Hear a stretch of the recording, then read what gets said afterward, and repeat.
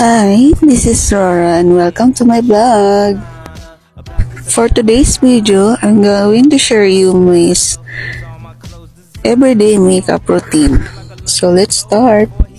First, syempre kailangan mo munang punasan ng iyong face towel para talagang malinis ang ating mukha. Pati yung leeg, syempre isama mo na yun. Second is sunscreen.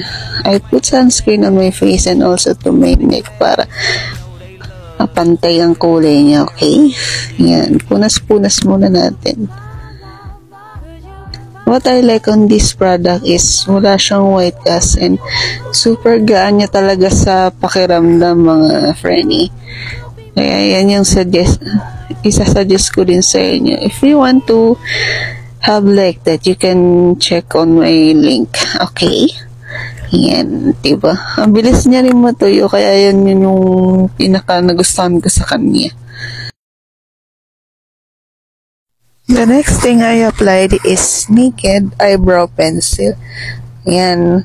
Sa lahat ng mga na-try ko na eyebrow, mas prefer ko talaga yung eyebrow pencil kasi easy handling na siya and hindi ka na mag-apply na kung ano-ano. Basta kailangan mo lang siyang i-blend ng maayos. May new friendly, hindi ako ganun kagaling magkilig. Kaya pagpasensyahan nyo na yung outcome man eh. I'm just a simple person lang naman, char. Ayan, tamang blending lang. Pero minsan di talaga perfect yan, kaya papasensyahan nyo na talaga, Way back din, mga high school pa ako nun. Ingit ako doon sa mga classmate ko. Sobrang gagaling kasi nila, kaya tinry ko na din.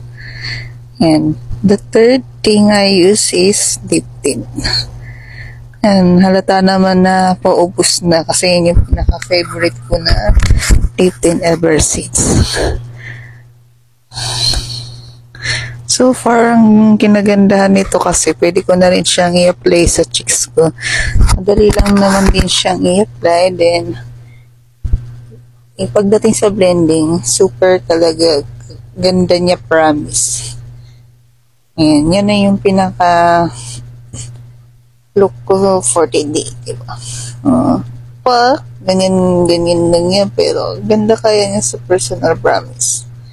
So, ayan, yan na yung pinaka final look ko na may kasama ng blazer. Do I look like a model na ba? Sure. Ayan, thank you sa papapanood po ng video ko. If you find useful this video, you can subscribe or follow me on my social medias. Goodbye and God bless you all.